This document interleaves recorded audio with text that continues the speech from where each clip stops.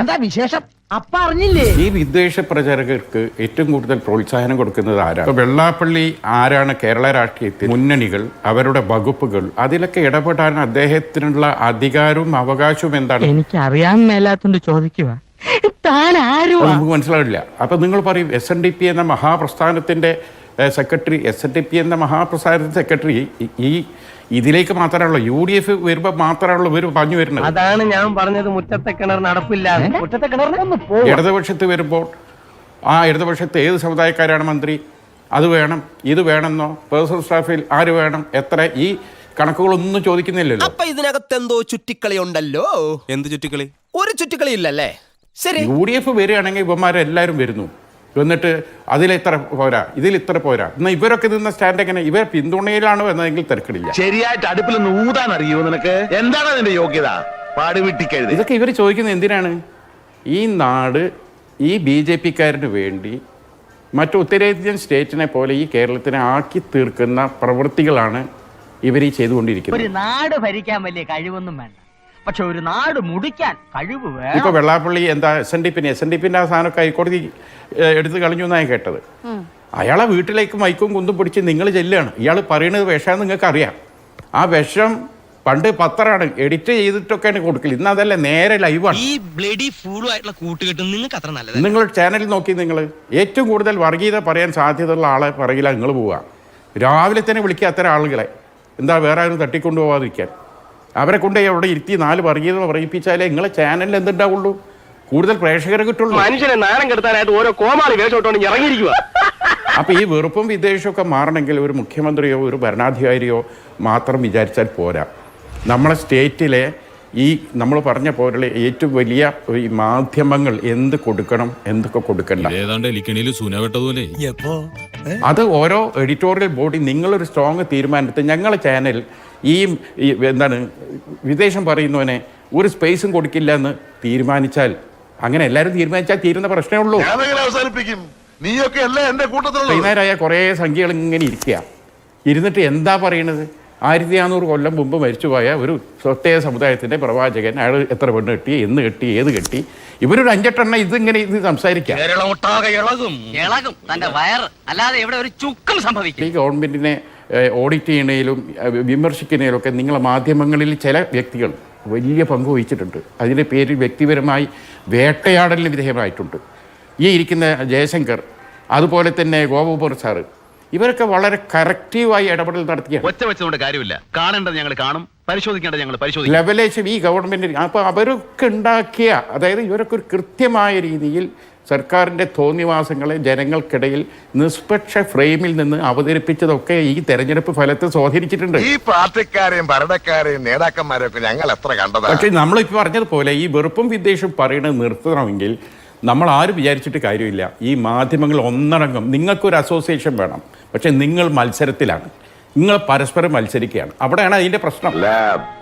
അതിപ്പോ നോക്കി ഇന്ന് SNDP-ന്റെ 38 വന്ന മാറാട് അങ്ങോട്ടാക്കും, മാറാട് വരെ. ഈ മാറാട് എന്ന സ്ഥലം ഈ വെള്ളാപ്പള്ളി ഇത് കണ്ടിട്ട് പോലും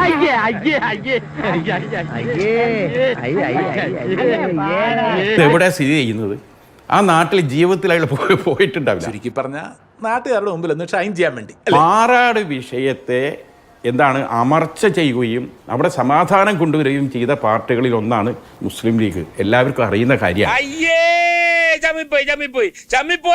മതപരമായ പ്രശ്നങ്ങളിൽ ഉണ്ടായതല്ല. ഒരു എന്താണ് ന്യൂ ഇയർ പ്രോഗ്രാം നടക്കുന്നിടത്ത് ഒരു പെൺകുട്ടിൻ്റെ പൃഷ്ഠഭാഗത്ത് വേറെ ഒരുത്തെ പിടിച്ചു. ഈ പെൺകുട്ടി ഒരു പ്രത്യേക സമുദായം, ഈ പിടിച്ചവൻ വേറെ സമുദായം. ഈ 2 സമുദായങ്ങൾക്ക് ഇതിൽ എന്ത് പങ്കാണുള്ളത്? ഇവര് ഈ ചങ്ങായി നടത്തിയ വൃത്തികേടും കുരുത്തക്കെടും അതാണ് ആദ്യത്തെ കലാപത്തിന് കാരണമായി എന്ന്. രണ്ടാമത്തത് അതിന്റെ പ്രതികാരമാണ്. ഇതിലൊക്കെ ഒരു രാഷ്ട്രീയ പാർട്ടിക്ക് പങ്കില്ല. ഈ പാടിന്റെ പുറകിൽ ഒരുപാട് കഥകളുണ്ടല്ലേ ഈശോ മറിയ ഔസേപ്പേട്ട. 2 ആഴ്ച മുമ്പ്, തെരഞ്ഞെടുപ്പിന് 1 ആഴ്ച മുമ്പ് എന്താ ഇവിടുത്തെ സംഭവം? ജമാഅത്തെ ഇസ്ലാമിയാണ് ഇവിടെ വരെ ആഭ്യന്തര വകുപ്പ് കൈകാര്യം ചെയ്യാന്നാ പറഞ്ഞത്. മനസ്സിലാക്കണം, ഒരു ഉളുപ്പില്ലല്ലോ പറയാം.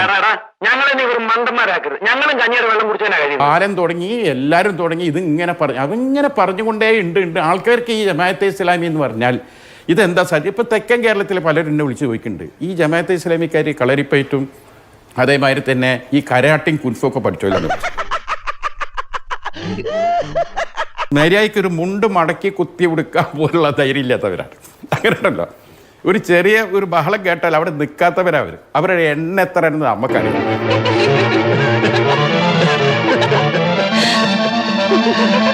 ഷാഫിച്ചാലും ലീഗിനെതിരെ കടുത്താക്രമണം തുടക്കമിടുകയാണ് ഇന്ന് വെള്ളാപ്പള്ളി നടേശൻ യോഗനാഥത്തിലൂടെ. അത് BJPക്ക് വേണ്ടിയാണ് തിരിച്ചറിവ് നിങ്ങൾക്കുണ്ടോ? അടുത്ത 5 വർഷം സംഘ സ്ട്രാറ്റജി അതുതന്നെയാകും എന്ന തിരിച്ചറിവ് നിങ്ങൾക്കുണ്ടോ? BJPയുടെ കേന്ദ്ര സർക്കാർ കൊടുത്ത Y കാറ്റഗറി സുരക്ഷയിലാണ് അദ്ദേഹം നടക്കുന്നത്. അങ്ങനെ BJP കൊടുത്ത ഒരു സുരക്ഷയിൽ നടക്കുന്ന ഒരു മനുഷ്യനെ എന്താണ് നവോത്ഥാന മതിലിന്റെ ചെയർമാനാക്കി വെക്കാൻ ഈ പിണറായി വിജയനും CPM-നും യാതൊരു ഉളുപ്പുമില്ല. ഞാൻ എന്തെങ്കിലും ഇവരോട് അപമര്യാദയായിട്ട് പെരുമാറുന്നത് നീ കണ്ടിട്ടുണ്ടോടാ? പിന്നെ നീ എന്തിനാണ് എനിക്കിട്ട് നമ്പർ അടിക്കുന്നത്? പിണറായി വിജയന് തുടർ ഭരണം, അതാണ് എന്റെ ആഗ്രഹമെന്നും അതാണ് ഇവിടെ സംഭവിക്കുമെന്നും പറഞ്ഞു. ആ പറഞ്ഞ അദ്ദേഹത്തിന് UDF-ൽ ആര് എന്ത് വകുപ്പെടുക്കുന്നു, ആർക്കൊക്കെ കൊടുക്കുന്നു, പറയും എന്ത് അവകാശമാണ്? ആരുടെയെങ്കിലും ഒക്കെ പുറത്ത് കുതിര കയറാൻ തുടങ്ങുന്ന അസുഖം ഉണ്ടല്ലോ, അത് നിങ്ങൾക്ക് ഈയിടെ വളരെ കൂടുതൽ അവകാശം അവർക്കില്ലല്ലോ. ഈ 102 സീറ്റുമായി UDF വന്നതിൽ ഇയാളുടെ കോൺട്രിബ്യൂഷൻ എന്താ?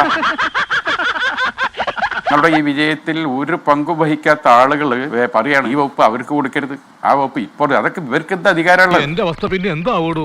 വില പോകുന്നു. കേരളം മൊത്തം സഞ്ചരിച്ചുകൊണ്ട് പിണറായിയെ പുകഴ്ത്തുകയും ഭരണകൂടത്തെ പുകഴ്ത്തുകയും VD സതീശനടക്കമുള്ള പിന്നെ കോൺഗ്രസിലെ നേതാക്കളെ പുച്ഛിച്ചും പരിഹസിച്ചും ഒക്കെയാണ് അദ്ദേഹം നടന്നത്. അദ്ദേഹം വലിയ വാശിയിൽ പറഞ്ഞല്ലോ, 100 സീറ്റ് കിട്ടിയാൽ അയാൾ എന്തോ ചെയ്യുമെന്ന് പറഞ്ഞല്ലോ, രാജിവെക്കുന്നു, അങ്ങനെ എന്തോന്ന് പറഞ്ഞു. ഞാനിനി എവിടെ പോയി വിളിക്കാം? പക്ഷേ എന്റെ കൈ വിടരുത്, ഇപ്പൊ എന്റെ കൈ വിടുക. ഇനി നീ ആയി നിന്റെ പാട. ഈ ക്യാമറയും വടിയും കുന്തൊക്കെ എടുത്തിട്ട് അയാളെ പേരേക്ക് പോകാൻ നിങ്ങൾക്ക് നേരത്തെ SNDP-ന്റെ സെക്രട്ടറി ആയിരുന്നു, കോടതി ഇടപെട്ട് അതും ഒഴിവാക്കി. പിന്നെ ഈ മനുഷ്യന്റെ ഈ പിന്നെ അണ്ടിപ്പരിപ്പും ചായയും കുടിക്കാൻ എന്തിനാണ് പോകുന്നത്? നീ ഇങ്ങനെ നിരാശപ്പെടാതെ. നിരാശയല്ലടാ, നിന്നെ പോലത്തെ ഒരു മരമണ്ടന്റെ കൂടെ ഇങ്ങനെ ഒരു മണ്ടത്തരത്തിന് ഇറങ്ങി തിരിച്ചല്ലോ ഓർത്ത് ചെയ്തു പോയത്. ഇത്തരത്തിലുള്ള വിഷം ഛർദ്ദിക്കുന്നവന്റെ ഒരു വാർത്ത കൊടുക്കാറില്ലായിരുന്നു പണ്ട് കാലത്ത്.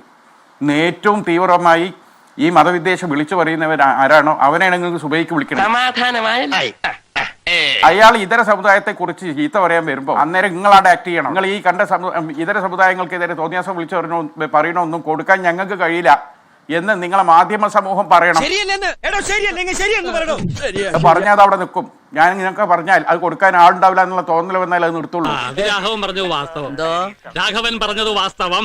വലിയ മതേതരത്വം ഇവിടെ വെച്ചും പ്രസംഗിച്ചു. ഈ നാട്ടിലെ എല്ലാ വിഷവർത്താനം ജനങ്ങളിലേക്ക് സ്പ്രെഡ് ചെയ്യിപ്പിക്കുന്നത് നിങ്ങളാ. അതാണ് സതീശൻ പറഞ്ഞത്. പിണറായിയും വെള്ളാപ്പള്ളിയും ഞാനും ഒക്കെ മരിച്ചു പോകും, നമ്മളെ കുഞ്ഞുങ്ങളുടെ നാട്ടിൽ നമ്മളൊക്കെ ജീവിച്ച മാതിരി നമ്മളെ കുഞ്ഞുങ്ങൾക്ക് ഈ നാട്ടിൽ ജീവിക്കാനുള്ള അവസരം ഒരുക്കണം. ആ സതീശന്റെ ഒരു ഒറ്റ വാക്കാണ് കേരളത്തിൽ വലിയ തരംഗായത്. അത് നിങ്ങൾ മനസ്സിലാക്കണം. നിങ്ങൾക്ക് മാത്രമല്ല എനിക്ക് നാണക്കേടാ. നോക്ക കേട്ട് തൊഴിൽ. അപ്പോ നാളെ നേരത്തെ തന്നെ ഇങ്ങോട്ട് എത്തണം കേട്ടോ. ശരി.